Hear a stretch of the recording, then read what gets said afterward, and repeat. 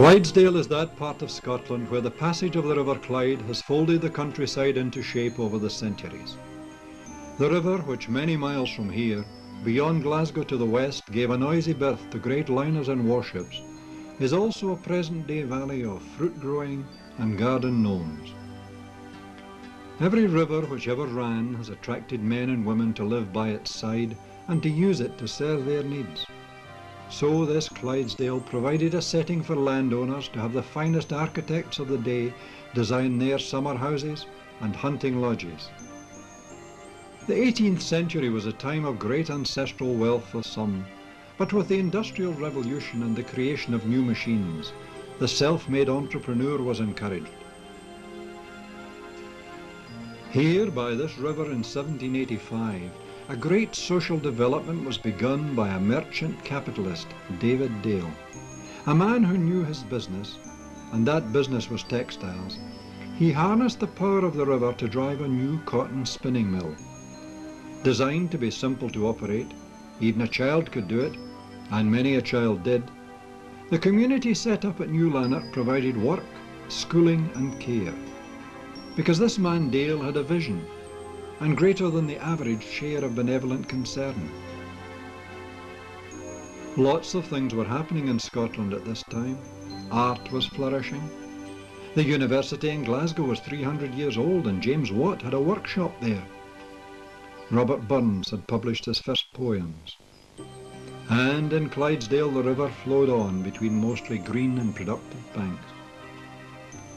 The countryside produces almost all that we eat, and the cities produce significant consumption. So in this valley of the Clyde, the land was farmed, and from that activity came another development. Although steam engines were beginning to puff their way to add muscle to a man's efforts, the horse had long been the source of energy on the land.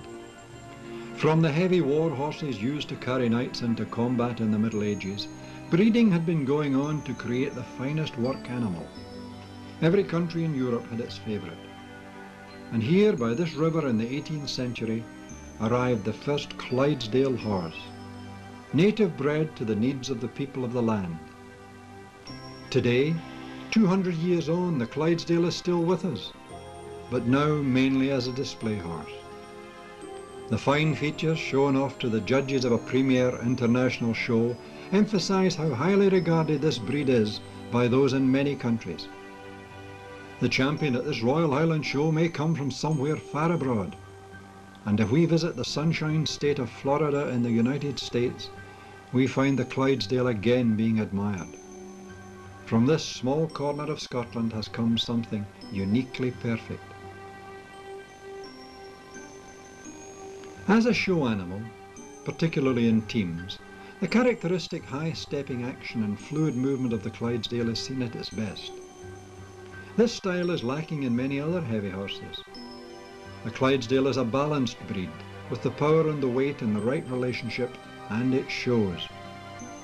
This horse, weighing over 3/4 of a ton, was the muscle for which engineers designed implements to work the land. Machines hauled by the Clydesdale made the land more productive. Now such machines lie rusting behind some hedge, discarded as they became worn out or obsolete. But it took a long time. The farm tractor chugged its way onto the scene around 1910, and it remains today the powerful tool of all work, doing more work in a day than a pair of horses could do in a week. But even as recently as 50 years ago, the work on many farms was being done entirely by the horse. Surely it is in ploughing that the best example of the partnership of man and the heavy horse can be seen.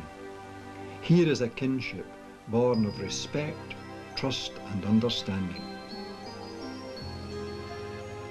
The plough has been in development for thousands of years, with regular changes of form to be more effective and more efficient in applying power to turn over the land.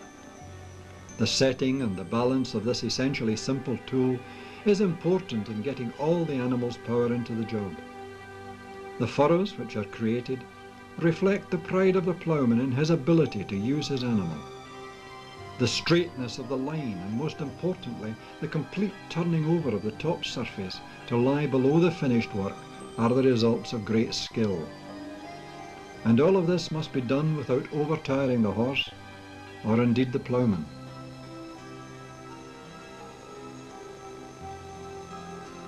When the oil wells of the world have been sucked dry, and the tractor has coughed its last goodbye, it is good to know that, waiting to rescue man, are the heavy horses of the world.